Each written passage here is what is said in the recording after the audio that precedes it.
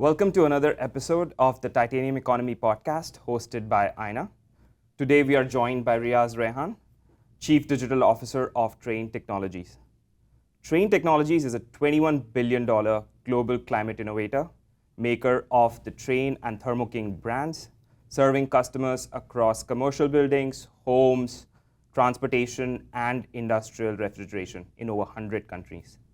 The company has staked its future on net zero across its supply chain by 2050, with hard interim targets along the way. Riaz is an unconventional path, a mechanical engineer by training, who spent his career building digital and software businesses, leading IoT at Cisco, digital engineering at Infor, and serving as CEO of a $1 billion SAP subsidiary, before bringing that fluency back to the world of machines and physical systems. Riaz holds engineering and MBA degrees and is a graduate of the Stanford University Management Program. Riaz, great to have you with us. Thank you, Mohit. Real pleasure to be here. All right, Riaz. So given this is the Titanium Economy podcast and your prior experience building these businesses at Cisco, at SAP, at Infor, how do you feel or understand Titanium Economy and what attracted you to this sector? You know, it's a really good question. And for me, industrial manufacturing and the industrial sector has always been the heart of the US economy. Mm-hmm. And quite frankly, any industrialized nation. Mm-hmm. And everything that happens around it is of great interest to me. Having worked in IoT, having worked in companies like SAP, which primarily serve manufacturers, it was always an area of interest to me. And as you pointed out, I'm a mechanical engineer by training. I think always a mechanical engineer at heart. Mm-hmm. So it was a natural extension of my career to end up in this sector. Got it. That's interesting. And then coming to Trane Technologies itself, right? It's a pure play climate innovator, and it has bold sustainability commitments. The Gigaton Challenge, for example, net zero by 2050. About 15% of global greenhouse gas emissions come from heating and cooling buildings, right? So how does digital turn that commitment into operational reality rather than just an ambitious target on paper? Yeah, we take our targets very seriously. And the Gigaton Challenge is something that we are actually on track for. In some cases, we are slightly ahead of track. All right. And we do this in multiple ways. But I'll talk about specifically how digital enables this. I'll give you a couple of simple examples. One of the big parts of our business is service. Mm-hmm. About a third of our business in the commercial HVAC sector is services. Mm-hmm. And if you think about services, one of the biggest kinds of services we do is maintenance services. Mm-hmm. Today we use digital technology to stay connected to some of the largest commercial machines. And this avoids us from making truck rolls. And if you multiply that across the length and breadth of our company, that's literally hundreds of thousands of truck rolls that have been eliminated because of digital technology. So a simple but very easy to understand way to see how digital can drive sustainability. The other big one, of course, is artificial intelligence. Mm-hmm. We recently acquired a company called BrainBox, which think of it as autopilot for commercial HVAC systems. BrainBox uses structured and unstructured data to optimize how these systems operate. And without sacrificing comfort, you can reduce your energy consumption by 25 to 30%. Mm-hmm. So there's things we do in how we run our business, and there's things we do to make our customers' businesses more energy efficient and more sustainable. And of course, there's things we do to make our company more circular. Mm-hmm. So all of those combined, I think, is a great way to understand how digital impacts sustainability. Yeah, so I think you bring up two very interesting points, right? You mentioned that 1/3 of your business is services, right? So how do you see in the future, right, this service delivery being augmented by the digital delivery model that you're updating? Does it change fundamentally what Trane Technologies does and is? I think digital technologies are having a fundamental impact on how services are delivered. And I'll give you a very simple example. Mm-hmm.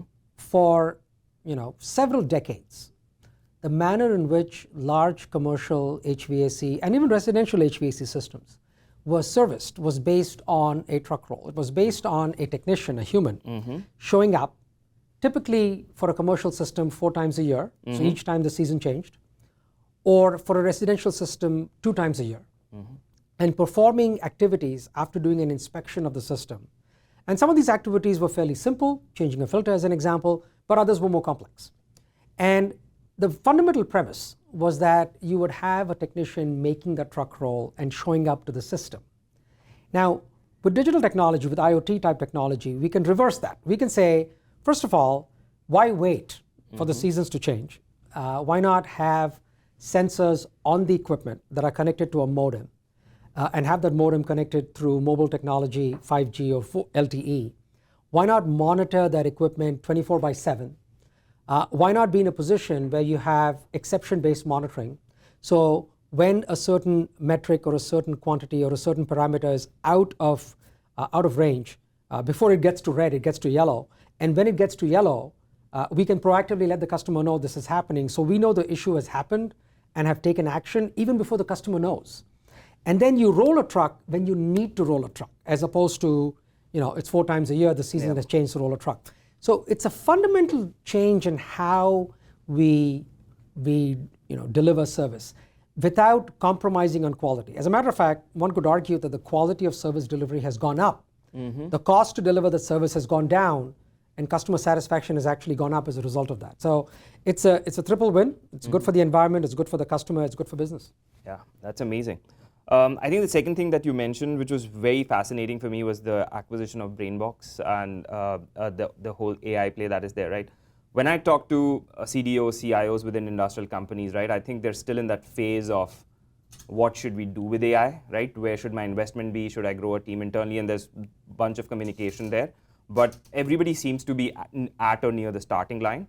And Trane had the foresight of investing in BrainBox last year, and now it is scaling, it is being commercialized. So walk me through the thinking, like what led you to that decision much earlier, much farther ahead than the rest of the industry, and how did that culminate into the product that we see today? Yeah. So we've been strong believers in the potential of artificial intelligence to solve real world problems, right? Not problems that are imagined or problems that are fake, but real world problems. And if you look at the HVAC business, especially on the commercial side, one of the biggest challenges is when you commission a building, which means you've set up a building, you've installed a new HVAC system. At the point of commissioning, it has a certain efficacy and efficiency which is near perfect. And it kind of deteriorates slowly after that. So in a nutshell, BrainBox AI allows us to reverse aging and to keep that building in a state of constant commissioning. So it's always as born. Now, this is easy to say but difficult to do. Yeah. And one of the big things we do is we work with the controls of these very large, complex commercial HVAC systems, because we sell systems, not just machines. And those systems include machines, they include controls, and they include a whole lot of services. But essentially, you have these controls that are managing massive machines. Some of these machines individually are the size of a school bus.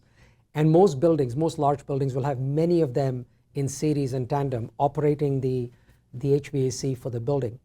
There's a lot of control settings that can be changed to match the requirement of the building in that point in time. Now, typically what happens is when you set up a building, when you commission a building, you're making these decisions based on certain assumptions. And those assumptions are accurate at the point of making them. But then like anything else, things change over time. And no one goes back and changes those settings constantly to match those changing variables. Yeah. That's where artificial intelligence comes in. So the reason we like BrainBox is because BrainBox was using machine learning and using quantitative predictive analytics to make really good decisions on how to change those control settings on an ongoing basis.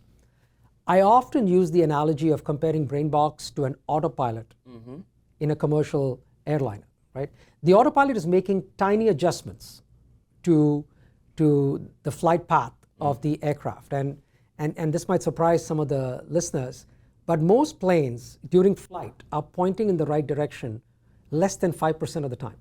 So 95% of the time, they are pointing slightly in the wrong direction. And it's the autopilot that makes those tiny corrections, often a fraction of a degree, to get the plane back on track. I mean, you flew in from Houston. Yeah.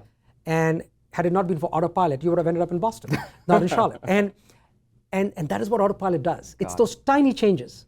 BrainBox does the same thing, but for HVAC. It's tiny changes, and of course we can discuss in more detail how it pulls the data that allow those changes to happen, but that's the basic idea. And we liked it so much, we knew this would be of big value to our customers. We knew that we could scale it using our massive install base and using our sales force and using our technician force, which is why we made the acquisition. Got it. I'm very interested in the start of this whole process, right? Because I think the end product, I definitely agree, right? This is something that will revolutionize, change how these systems work. But when you start this process, do you have a thesis in mind that I want something that will allow me to make these fine-tuning adjustments to my HVAC systems? Or do you first come across a company like BrainBox and think about a use case that, hey, this is where I could apply this and this could be a game changer for me? So where does that thinking process start? There's always been an aspiration to have this kind of capability, but ideas are out there, right? There's lots of ideas. Execution is what counts. Yeah. And as we looked at a number of companies, and we looked at them, we partnered with them, we had discussions with many companies, and we thought that BrainBox really had a solution that worked. Got it. So the first thing we did was we signed a MOU with them and we started partnering. We picked a couple of our key customers, and there was one customer in particular that had multiple sites across the United States and Canada. We installed BrainBox, we ran it for several months. We saw the results. We spoke to the customer directly. We got great feedback. And that became the basis of converting that MOU into something more serious, and eventually that led to the acquisition. So we certainly had the aspiration, but we also used a substantial amount of time to test the hypothesis to make sure that we were acquiring something tangible and real. Yeah, and I think you bring up a really good point, because I think a lot of times what happens, especially when people are developing AI use cases, you go into this pilot mode that I need perfect data and I need perfect solution, and you create a pilot, but it goes nowhere. So you actually did a real world application and saw if it actually would work or not and scaled it from there. That's excellent. And how did that partnership that then evolved? So initially we worked with a few customers together. They were Trane customers and BrainBox customers. We learned a lot. We learned how to pull structured and unstructured data, and I think that was a big learning. The structured side is less complicated than the unstructured. So you're looking at things like the layout of a building. You're looking at the equipment in the building. You're looking at things like occupancy levels. And the unstructured is things like cloud cover, which changes constantly, weather forecasts, which are very complex and notoriously difficult to predict. Particulate matter in the building, around the building. Because all of these have a role to play in the outside and inside temperature of a building. Listeners might be curious to know that in commercial buildings, oftentimes the same building is being heated and cooled at the same time, because they're so large and they have different sides facing the sun and away from the sun. So it's a very complex mini ecosystem that you have to understand. So we take all this data, feed it into the cloud in a very secure way, and the algorithms of BrainBox go to work. They are constantly predicting what will happen on a rolling 6 hour into the future, and predicting what the zone by zone temperature will be needed in that building 6 hours into the future. And then that becomes an input into using, into making the changes to the settings. And these are all minor changes. So eventually, think about it as landing a plane very softly into that future by knowing what the future will be, and doing that on an ongoing basis. That's what smooths out the operating curves, and that's what gives the energy savings. Got it. That's amazing.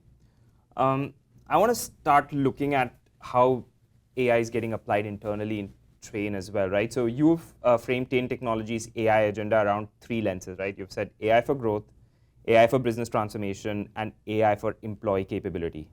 Walk us through that framework, right? Where does Trane Technologies stand on each today? So it's a very simple way of looking at AI, right? AI for growth we just talked about. BrainBox is a great example, but it's not the only one. We have AI in another company we acquired called Novolo, which uses AI to make enterprise asset management seamless, easy, almost fun. We have AI embedded in trainsupply.com, and AI-driven search is helping drive growth. So AI for growth is a very important pillar because this is how we drive the top line of the company. Yep. And we are a growth company. So growth companies need AI to drive growth from a revenue standpoint. Let's move to number 3, and we'll come back to number 2 in a second. But AI for employee experience, I believe, is where a lot of value exists at the individual productivity level. And what I mean by that is allowing and enabling our employees, our colleagues, to use AI in their day-to-day work, I think is very important. People are using it differently. Some people use it to summarize meetings. Others use it to rewrite documents. Others use it to do research. Some people I know are using it to fine-tune job descriptions. There's lots of little use cases that proliferate across the company, and we have seen literally tens of thousands of people in our company using AI. But this is all about individual productivity, right? And we think this is important. It's like email. What's the business case for email? The business case is it makes everybody more productive, but you can't actually package it up and put it in a P&L, right? But it's very important. And we call this AI for employee experience, right? We encourage it, we have enabled it, and we think it's really important. Now that leaves something in the middle, which is AI for business transformation, right? There are certain use cases inside any company, especially a manufacturer, where AI can be used in a very targeted way to solve very specific problems, where you need the AI vendor to have not just the algorithms and the model, but the context. I'll give you a couple of examples. One easy example that anybody can relate to is freight. Optimizing freight for large multi-billion-dollar manufacturers that buy tens of millions of dollars of freight is a no-brainer. And there are good companies out there that have the domain expertise and the context and have applied AI to solving that problem. Now when you apply AI for that, it can lead to a very direct benefit that can have a P&L impact very immediately. Another very easy to understand example is contract intelligence. A lot of the contracts that companies sign have rebates, entitlements, and many other negotiated terms that are trapped in a PDF. But if you look at their system of execution, their ERP, whether it's SAP or Oracle or PeopleSoft, all of those terms and entitlements and rebates might not be reflected in the system of execution. That leaves a huge gap. AI is very good at fixing that problem because it can use Gen AI to read the PDFs, and then it can use agentic AI to make those changes in the system of execution. Again, this could be multi-million dollars for most companies. A third example is inventory optimization. If you think about understanding demand and understanding demand forecasts and using that to drive manufacturing plans and using that to drive procurement plans, there's opportunity there as well. So these are the kinds of ideas I think manufacturers can deploy AI to drive business transformation. And in each of these cases, you can see there's a very direct link from using AI to solve a problem that leads to a financial metric that can be measured and that can hit the bottom line. So that's how we look at these 3 pillars. And for us, this is our AI strategy. Awesome. So I think there's a couple of interesting things, right, which we can take away from this. So you mentioned AI for employee experience, right, and that allowing the employees to use AI to enhance their own productivity. I think some of the things that industrials especially grapple with, right, like how do you unleash innovation but still manage the risk given how this data is going to get out in the world, right, and how people are using it, etc. So how have you set up a framework which optimizes that for you and within Trane? And then I think on the business transformation side as well, right? So there's multiple use cases. I'm pretty sure once you start brainstorming, people will come up with ideas, right? How are you governing kind of what comes first? What is the priority? Where would we invest resources given resources tend to be finite for these things, right? So how have you set that governance up and how are you thinking about it? So I think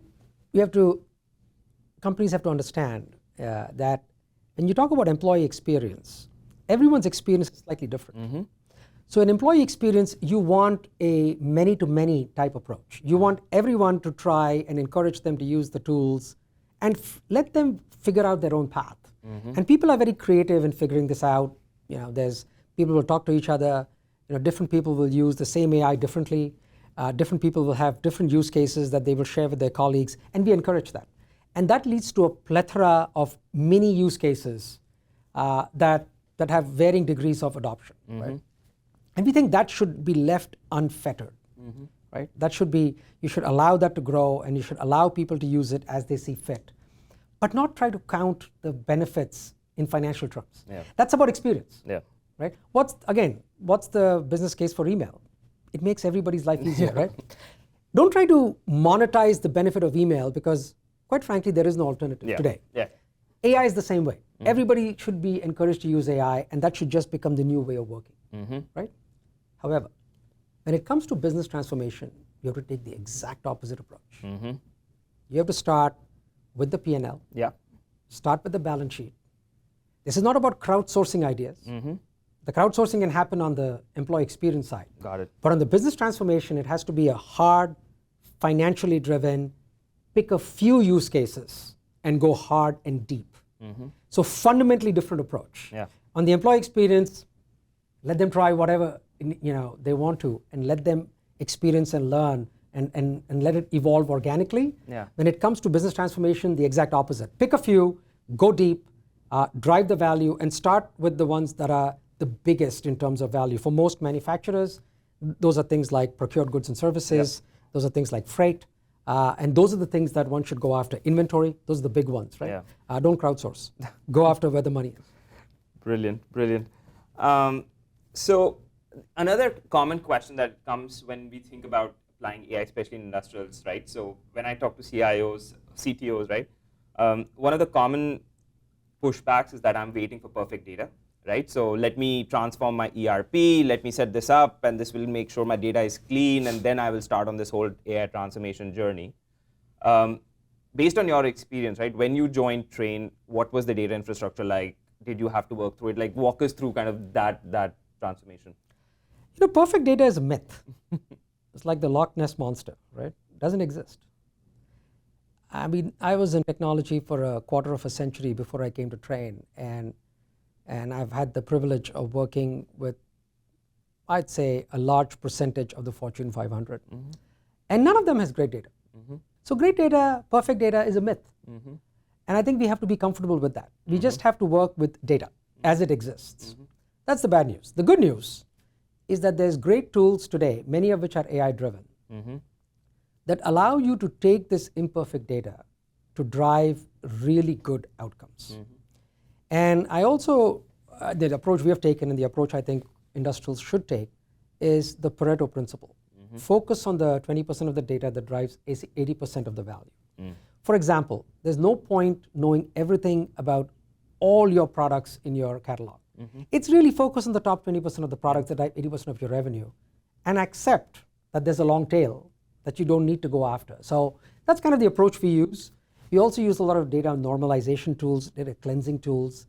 And because we operate in all three pillars, growth, business transformation, and employee experience, we are well aware when we work with other customers, because we do this for a living, when we work with other customers, their data is also not perfect, right? Think about onboarding a building that's trying to connect all of its equipment to the cloud through BrainBox. That is not an easy task, but that doesn't mean we just throw our arms up and say, imperfect data, so the whole process has to stop. I use the same approach when we apply business transformation. We have to be pragmatic, and just fixing every problem of the past is not going to define the future. For folks who are still grappling with the decision, was there something that kind of changed your thinking, or is that natural, given your journey, is that a natural way your thinking has evolved? Or what is the advice you could give to people who are waiting for that perfect data, right? Or trying to get to a place where data is more easily accessible before they start their own AI journeys? I would say, the most important thing is to get started, and to pick a few areas and to get started in those few areas. I think the big mistake, I see a lot of companies making this, and I was at a recent event with peers and we were just chatting. The big mistake companies make is they crowdsource, and they try to have workshops and say, let's figure out ways to use AI. It sounds very intuitive, but the problem with that approach is it leads to so many ideas, and you're chasing so many things, many of which have dubious paybacks. And then you get into this false narrative of trying to quantify payback when there is none. And that leads to a deflation in the intensity of the effort. I think a better approach is pick a couple of meaty areas and go at them with intensity, drive some real ROI. Don't worry about the data issue. The data issue can be solved as you go along. And once you get some success, it kind of builds momentum, and that becomes a good stepping stone to driving AI success. That's wonderful. I think, Riaz, coming to your own career journey, right? You trained as a mechanical engineer, then went on to build this great career in enterprise software, IoT. And now you've come full circle, right? As we discussed, back to the physical systems in the world of engineering. How has that experience working at Cisco, working at Infor, working at SAP, lended itself to this journey now that you're on Trane? What are things that you have brought and you feel extremely glad that you have had that career trajectory, and where are things where you're still discovering that, hey, I had forgotten that there were things like this which are helpful for a mechanical engineer? Yeah, I was always fascinated with machines. Even as a kid, even as an adult, I love aircraft, all types, not just commercial, but military aircraft. I love cars of all types, racing and otherwise. I've always liked machines. I've enjoyed machines, which is why I studied mechanical engineering. I remember studying the thermodynamic cycle, which fascinated me, adiabatic functions and isothermal functions. It was just something I gravitated to naturally. And I graduated in the 90s, and that was the boom time before the dot-com bust, and technology was taking off. And my father encouraged us to learn how to code when we were teenagers. And I started coding when I was in my teens and actually built software. So the combination of this fascination with machines and this fascination with software was what led to me joining tech companies like SAP and Cisco. And it was great because I worked mainly with manufacturers at SAP and at Cisco. And I learned a lot about how to use this power of technology to take manufacturing to the next level. Because I've always believed that a strong industrial base also leads to a strong nation. And that's been a core belief of mine, and it's been kind of reinforced through my career. And then, of course, IoT came along about 15 years ago, and that was the rage. And IoT is about understanding how machines operate without actually being at the machine, and using the power of IP to track a machine's performance from afar, from remote, and using that to drive conclusions and to actually take action. And I had the pleasure of working at Cisco. We made a big acquisition of a company called Trane Technologies, built a digital fabric that allowed literally millions of cars around the United States and the world to run. And that taught me a lot about the automotive industry, but also about digital fabric. So it was a natural extension when Trane called. And again, I fell in love with what I had always studied, which is the thermodynamic, the vapor compression cycle. And if you think about the opportunity, Mohit, 70% of the buildings in the United States have central HVAC. In the Eastern Hemisphere, especially in Asia, in India and China, only 30% have central HVAC. And because of the way climate is changing globally, there's going to be a huge demand for HVAC. So I think the future for HVAC is very bright. I think if you think about your journey starting at Trane Technologies, right, from it's a career shift coming back to the titanium economy, what was the thing that surprised you the most? Just the scale of operations, the magnificence of these machines. I mean, I knew they were great, but standing next to them, you feel very small, and you feel very excited at the same time. Got it. I've stood next to chillers that are literally the size of a school bus, and some of them are the size of 2 school buses. And I love bending metal. I've always enjoyed being in manufacturing facilities and manufacturing plants. And that was a very pleasant surprise. Got it. The other surprise was the culture of the company. I think the company has a tremendous culture. People have been here a long time. My own boss, our CEO, has been with the company 40 years, if you can believe it. He started as an ADP, which is our early development program. A lot of my colleagues have been here over 20, 25 years, and that's pretty special. In the tech world, you don't see that as much. So coming here and seeing that kind of loyalty, that was endearing. Actually, that leads to an interesting segue, right? So Trane Technologies being in the HVAC segment, right? You guys are leading on AI implementation. You talked about how you are using AI within and for growth as well. How do you compete for AI talent, for digital talent with the tech companies of the world where you have before? Like, how do you get them excited to support you, to join you on this journey at Trane? There's two ways. Number one, you try to recruit people for whom mission matters. And our mission is very clear, right? We want to innovate for a sustainable future, for a sustainable world. And there are a lot of people, especially in the millennial and the Gen Z generations, who truly care about this. Yep. Right? And I shouldn't throw my Gen X under the bus. I think there are a lot of Gen Xers who care about this as well. And I think you should hire people who care about the mission.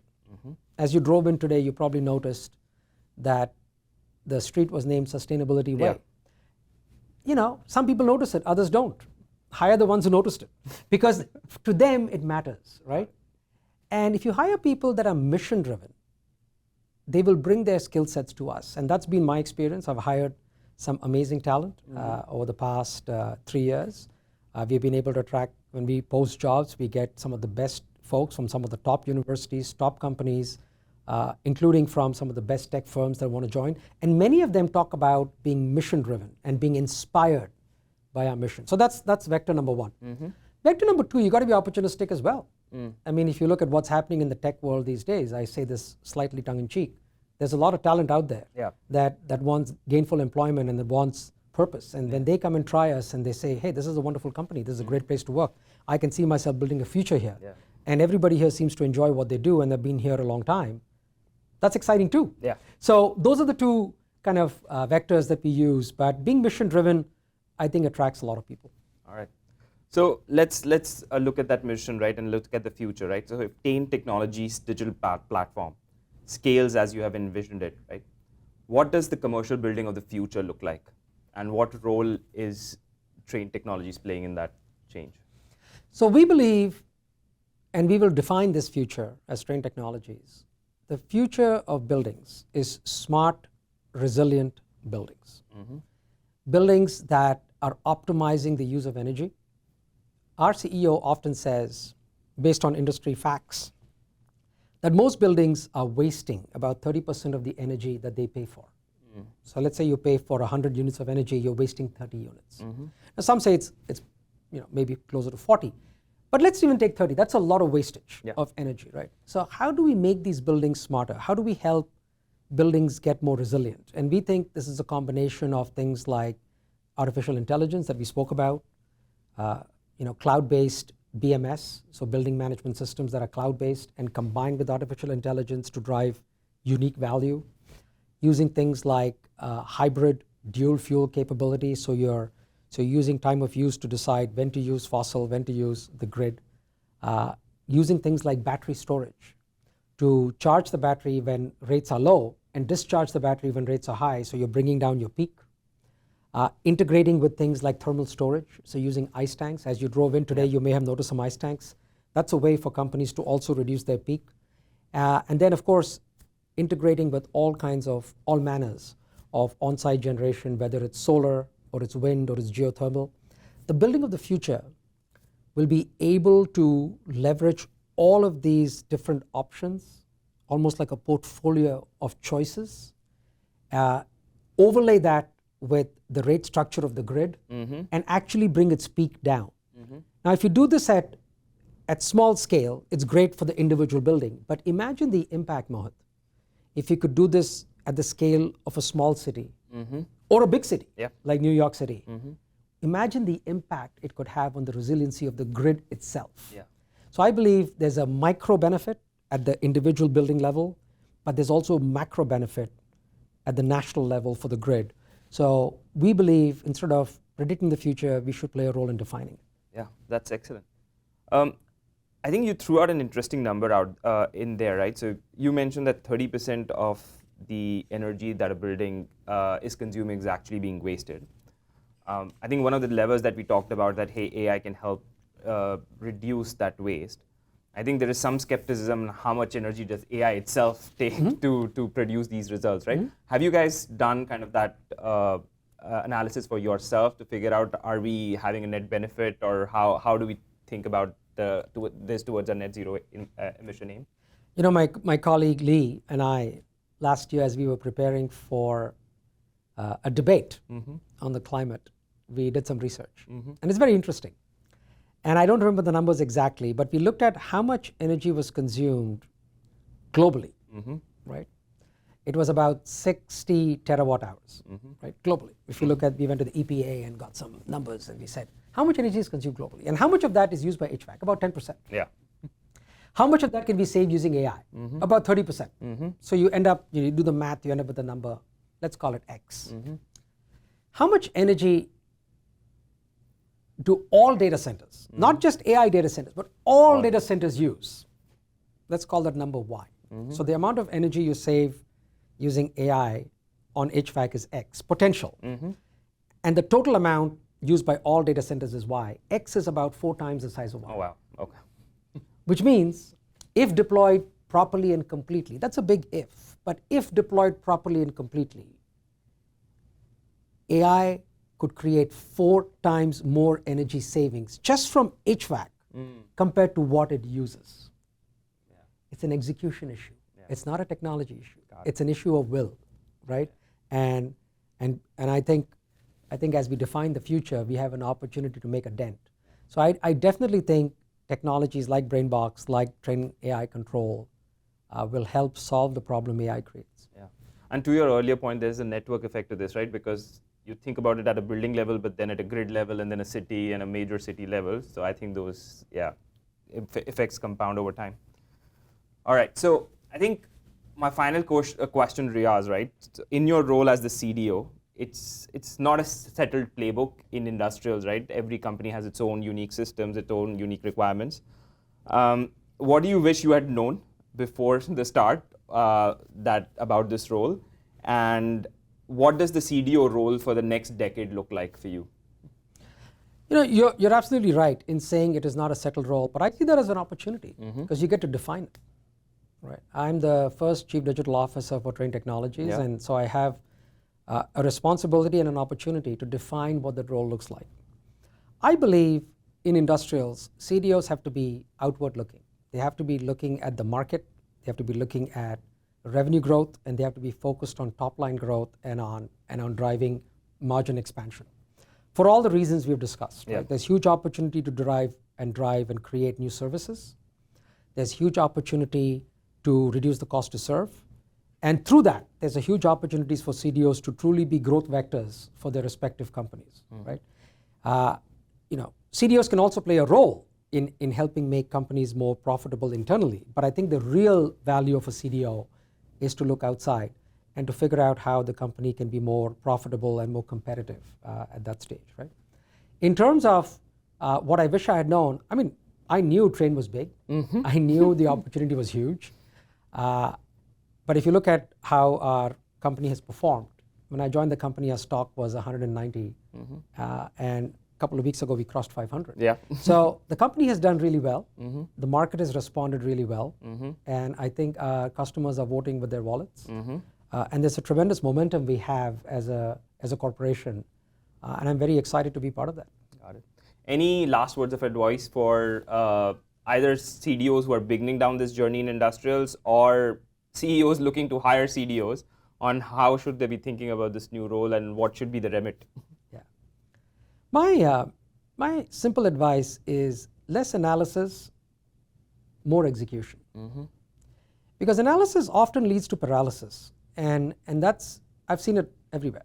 I've seen decks, that are 50 to 200 pages that actually end up confusing my peers.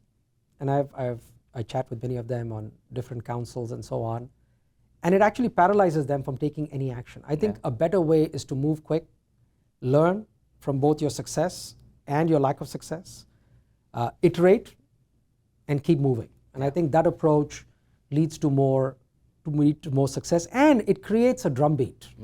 Inside of Trane Technologies, we call it rolling thunder. So every quarter, like thunder, it rolls, right? Every quarter, we bring out 3 things that are new, exciting, and solve a customer problem. And we call these out in advance. We call them out for the next 4 or 5 quarters, and then we deliver them quarter by quarter. So there's a sense of urgency and there's a sense of rapid and continuous achievements that are leading us towards a bigger goal, as opposed to this grand strategy that will eventually get us there if all data was perfect and everything else aligned, right? So I would always, my advice would be get started. Got it. Got it. Thank you so much, Riaz, for that very wide-ranging and very honest interview. I think for me personally, the mission statement for Trane obviously is already inspiring, but I think the vision you have set and the bias towards action is also inspiring, right? I think there's a lot of takeaways for folks like me and obviously others listening out there on how do you actually get started down this journey. It's about taking the first step and not keep thinking and waiting for the perfect conditions. But yeah, no, it's, I think, been great meeting you and knowing more about your journey and learning more from you. Thank you so much for this time. Thank you, Mohit.